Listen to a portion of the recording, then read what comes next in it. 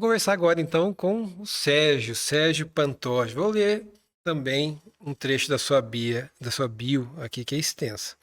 Sérgio Pantoja está na área de ensino de língua inglesa há mais de 20 anos. Nesse tempo, já trabalhou para diversas escolas de idiomas como professor, treinador de professores e examinador. Seu foco sempre foi em inglês geral e preparação para exames internacionais de jovens e adultos. No momento, ele tem focado no treinamento para professores que queiram se preparar para os exames de proficiência C1 Advanced, C2 Proficiency da Universidade de Cambridge. Além de fazer graduação em letras, português e inglês, ele fez uma pós-graduação em ensino de língua inglesa e tradução e uma especialização em ensino de língua inglesa pela Universidade de Oregon, nos Estados Unidos. Que currículo, hein, Ivan? Nada mal, Sérgio, nada mal. Não, e se não bastasse isso, ele também fez o curso de Delta. Para quem não conhece, o Delta é um diploma da Universidade de Cambridge, que ele é considerado do nível 7. O nível 7 já equivale a estudos como um mestrado, né? Então é um curso de alta qualidade, é um diploma, é um dos diplomas da Universidade de Cambridge. E no módulo 3 desse diploma, que você tem que focar em alguma área, ele decidiu focar no desenvolvimento linguístico para professores.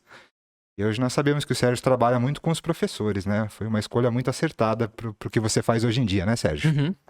Mas é claro que não é só de estudos que o Sérgio vive. Ele também gosta muito de ler. Ler aqui é ler sobre coisas de idiomas ou no geral? Assistir filmes e jogar videogame.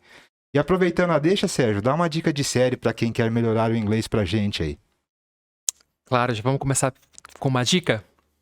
Ótimo. Eu acho que uma dica bem legal para quem tá aprendendo inglês é assistir séries que abordam assuntos de cotidiano, né? Uma série que eu gosto bastante, embora o pessoal que é mais novo às vezes nunca ouviu falar, é Friends. Friends foi uma das séries que eu assisti todos os episódios mais de uma vez. Então é uma série que me ajudou muito, mesmo na época que eu estava estudando inglês, a desenvolver meu vocabulário, aprender novas estruturas gramaticais. Então é uma série que eu sempre indico. Naturalmente tem outras séries até mais recentes também que abordam temas cotidianos, mas eu diria que para quem quer alguma coisa que vai ajudar mesmo a desenvolver esse inglês do dia a dia, pode assistir Friends que vai aprender muito. Vai aprender muito e se divertir muito, né, Ivan? Você assistiu também? Várias vezes. Friends é bom. E Sérgio, como é que foi a sua motivação? Qual que foi a sua motivação para você escolher a carreira de professor de inglês? Como é que começou tudo isso aí? Bom, isso vai fazer eu voltar lá para quando eu tinha 17 anos, que faz bastante tempo. Eu decidi me tornar professor de inglês quando eu estava no 3º ano do ensino médio. Mas, na verdade, o que me fez mesmo, que me motivou mais a tomar essa decisão foi meu amor pela língua. Então, eu sempre gostei muito de inglês, da língua inglesa em si. Parte de vocabulário, parte de gramática, parte do som. Então eu acho que foi isso que foi assim o ponto inicial que fez com que eu começasse a contemplar a ideia de me tornar professor de inglês. E então eu diria que foi aí onde tudo começou. E daí, Sérgio, com o tempo você desenvolveu essa habilidade, esse talento que você tem hoje para cuidar de professores. Então a pergunta é como que você percebeu que era isso que você queria fazer? Sair da aula para alunos tradicionais e agora começar a cuidar dos professores. Eu diria que foi muito orgânico, na verdade. Não foi uma coisa assim, não foi planejado. Já fizeram essa pergunta em várias vezes e o pessoal até acaba se surpreendendo com a resposta. Porque eles acham que foi uma coisa que eu planejei. Que assim, eu estava dando aula para alunos por muito tempo, fiquei entediado e decidi me desenvolver para dar aula para professores. O que aconteceu foi que em 2007, inclusive para quem não sabe, o Ivan foi meu professor de inglês. Nossa diferença de idade não é tão grande, né? Mas o Ivan foi um dos professores, o melhor professor de inglês que eu já tive, inclusive.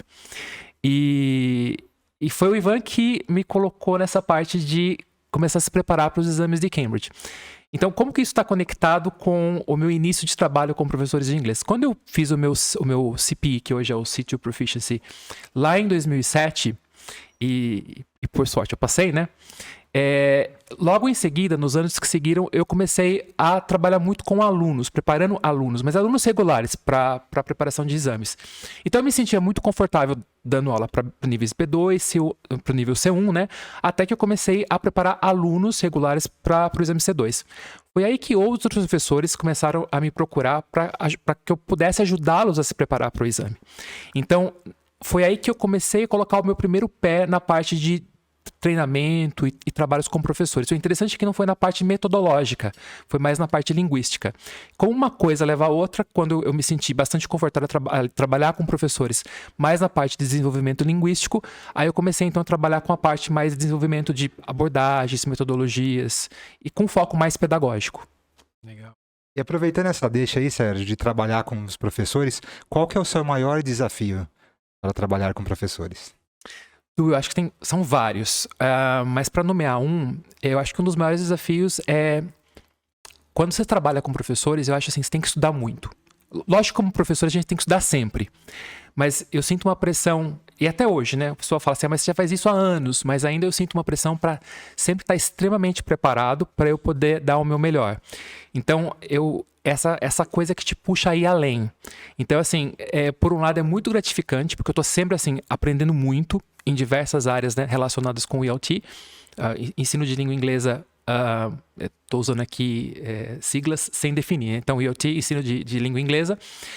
Porém, eu acho que tem um lado bom, que é o do aprendizado, que é constante. Por outro lado, tem esse lado da pressão, assim, que eu tenho que estar sempre lendo e me desenvolvendo para poder estar preparado, porque dar aula para alunos regulares é uma coisa, dar aula para professores é outra. As perguntas são diferentes, as dúvidas são muito diferentes. Então, uma coisa que eu aprendi durante esses anos é que para você dar aula para um professor, você tem que estar 10 vezes mais preparado do que dar aula para um aluno regular. Então, eu diria que esse é um dos maiores desafios. Muito estudo, né? Tanto é que eu lembro que quando... Você mencionou que eu dei aula para você, então vamos lá, né? Eu lembro que quando nós fizemos um preparatório de C1 juntos, não foi? Isso. Quando era pro C2, eu caí fora, né? Eu falei, não, é porque você precisa estudar muito. E eu dava para perceber que você tinha muito talento. Se eu não estudasse demais, você ia me passar uma rasteira muito rápido e eu não estava afim. Então, aí eu falei, procure outro caminho, né? Então, tem muito a ver com essa próxima pergunta. Como que você se prepara?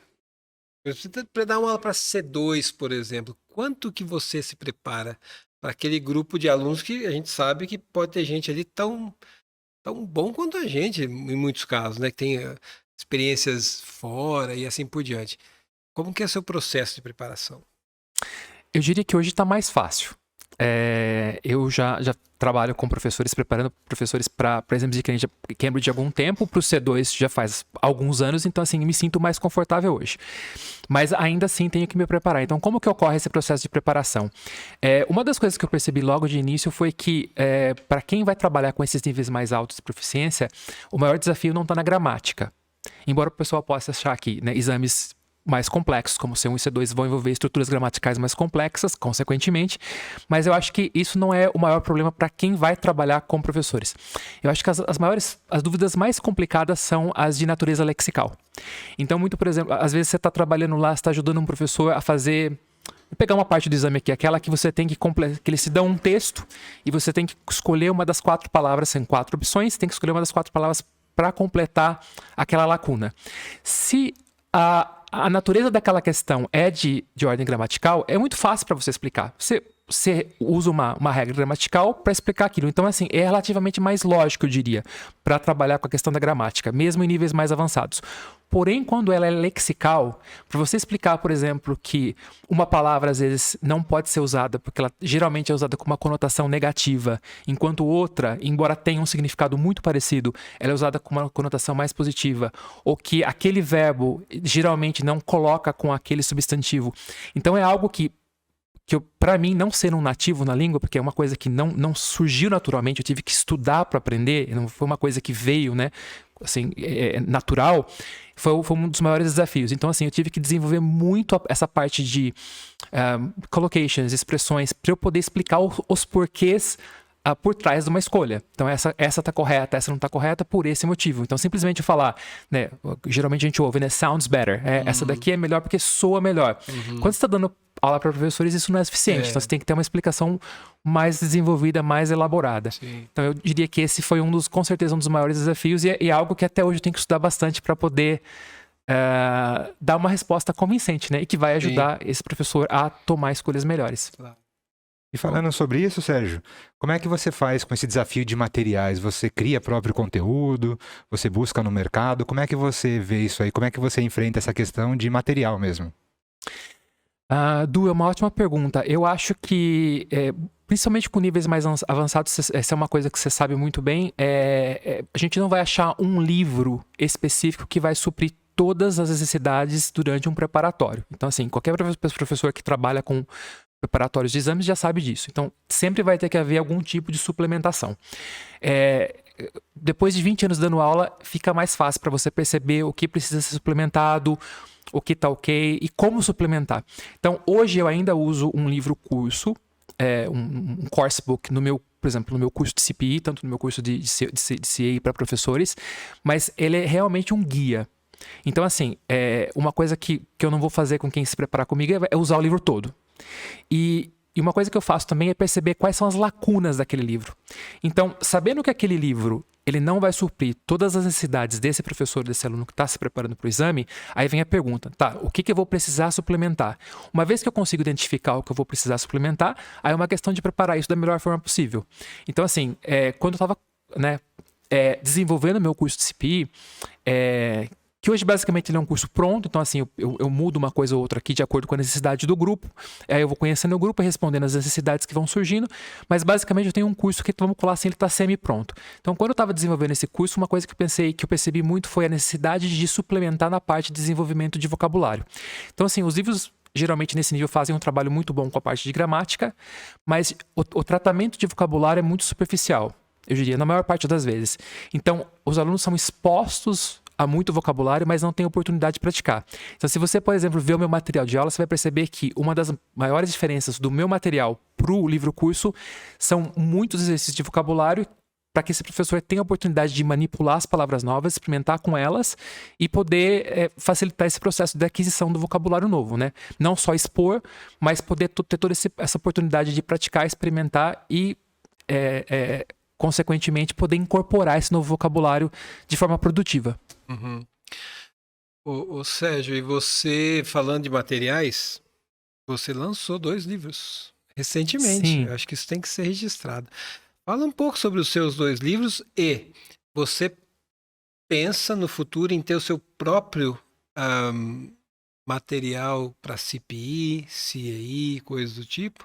Ou você pretende continuar escrevendo livros que apoiam apoiam o professor e o aluno também, né? Fala um pouco para nós das suas obras aí. Tá, o primeiro se chama Word Formation, é um livro focado numa das partes do exame, do C2 Proficiency, e esse surgiu da necessidade dos meus alunos. Eu percebia, por exemplo, que eles praticavam o que o livro trazia e às vezes procuravam mais material na internet para poder praticar, mas não encontravam material de qualidade. Não tem tantos livros assim, vocês também sabem muito bem disso, que quando a gente, conforme vai subindo os níveis, vai ficando cada vez mais escasso a quantidade de materiais que é oferecido, até pela questão da demanda, né? Não tem uma demanda tão grande para material em nível C2, como teria, por exemplo, para material em nível B2. Então foi aí que eu decidi, surgiu a ideia de fazer um livro, uma coisa que não fosse assim tão extensa, que tivesse um caráter extremamente prático. Foi aí que eu decidi escrever esse livro para focar nessa parte do exame. Então assim, ele é um livro bem específico, bem nichado, Word Formation para C2, e estou bem contente porque o feedback que eu recebi até agora foi bastante positivo, porque a princípio eu pensei em fazer um livro de atividades, mas aí conforme eu fui escrevendo e desenvolvendo o livro, eu percebi que só atividades não ia ser suficiente. Então o que eu decidi fazer? Incorporar nele também dicas de vocabulário. Então eu fiz uma seleção de 100 palavras, na verdade tinha até um pouco mais de 100, mas 100 palavras que já foram testadas em past papers do exame, e trazer essas palavras para contextos diferentes e frases diferentes. Então eu dividi esse livro em temas. Se vocês olharem ali, vocês vão ver que tem focado, por exemplo, na parte de tecnologia, meio ambiente, e dentro desses temas a gente tem um número de frases que vão testar aquelas palavras que já foram utilizadas em exames anteriores. Então assim, há até uma probabilidade delas aparecerem de novo. E foi aí que naturalmente eu não consegui escrever uma dica para cada palavra, eu selecionei as que geralmente são as mais chatinhas, as mais complicadas. Então assim, para cada capítulo tem uma dica de vocabulário para que o professor o aluno também, não simplesmente pratique o vocabulário novo, mas também entenda a diferença de por que é uma resposta, por que não é outra resposta. Então esse foi o primeiro, que saiu agora em dezembro de 2022. E em paralelo a isso, eu estava trabalhando num outro livro que saiu agora, semana passada, que tem um foco um pouco diferente. Ele se chama Strange But True. É um livro focado em 10 notícias, baseado em notícias que saíram ao redor do mundo, que são bem estranhas, bem diferentes. E o que eu decidi fazer foi usar essas notícias como input e depois focar em vocabulário mesmo, né? Expressões, idiomáticas, collocations. Mas esse segundo livro tem um público diferente. Ele é alunos em nível C1 e C2. Então, assim, não necessariamente alunos que estejam se preparando para exames e também não só para alunos avançados. Inclusive, até para alunos, né, o intermediário avançado forte conseguiria muito bem né, aproveitar os exercícios que estão no livro. Legal. Maravilha. Sérgio, obrigado pela entrevista e obrigado por participar do nosso grupo aqui. A gente vai ter muito o que conversar, com certeza. Eu agradeço. Obrigado, Sérgio. Prazer.